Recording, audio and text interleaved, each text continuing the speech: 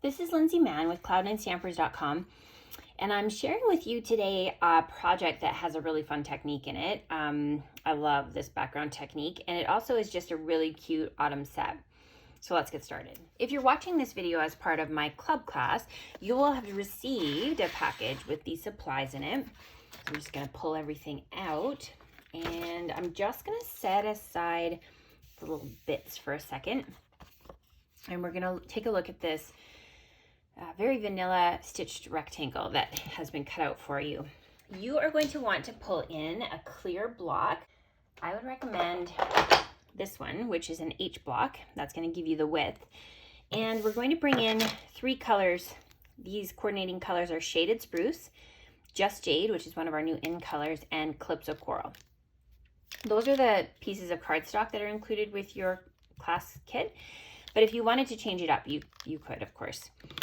So I'm going to start with the brush end, and we're going to scribble that onto the block. Then we're going to add the Just Jade over here, and we're going to fill it in with the Calypso Coral. Now just be careful that the Calypso Coral doesn't catch the ink that you've already laid down, because you don't want the green to mix in with your lovely coral color. Next, we're bringing in some rubbing alcohol. You could use water, and we're just going to spritz this block with the color that we've added, and now we're going to smash it onto our very vanilla cardstock and just kind of give it a second to let the color move in, and then pull it off like so.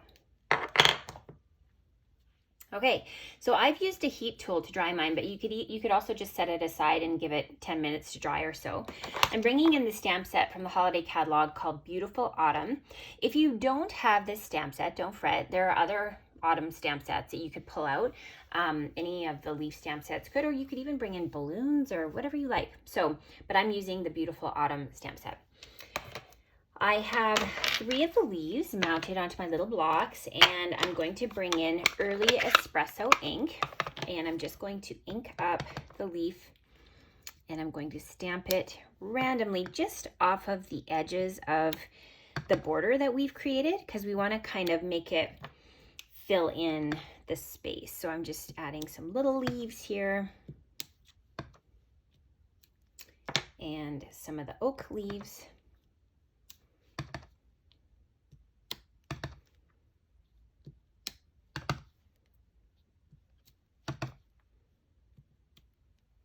And if you wanted, you can even go back in if you feel like there's some space that could use just a little bit more.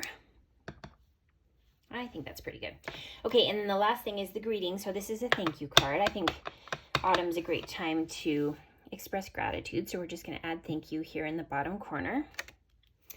And then we're going to bring in those 3 punched leaves. So this is from, I think it's called the Autumn Trio. I'll check that out.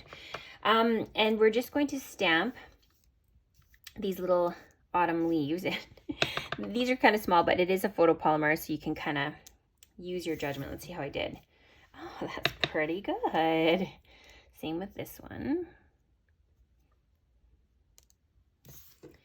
Not bad. And then we're going to use the maple leaf here.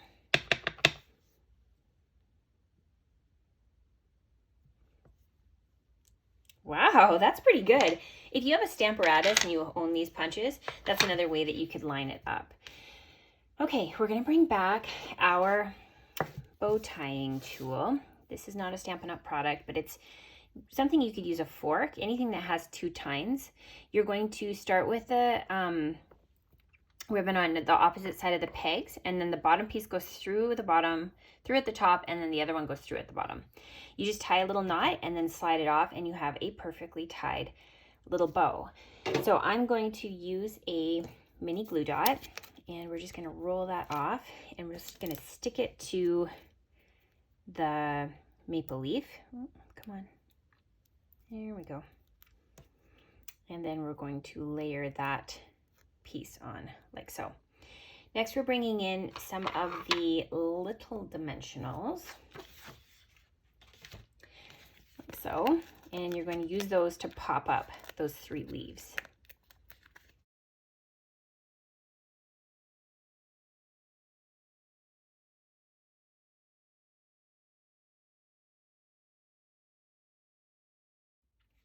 So because you've added water to this rectangular stitched piece, it is a little bit curvy, probably, if you've used a heat tool to dry it. So I just am careful to really add a decent amount of adhesive, just so that it's going to help hold it down and not look curvy. So we're just gonna go like that. And then I'm bringing in my soft suede card base, lining up the edges, bringing in a bone folder. And now we're going to layer that piece and just try to make sure that we've got it centered and give it a good press. And there you have the finished card. Have fun.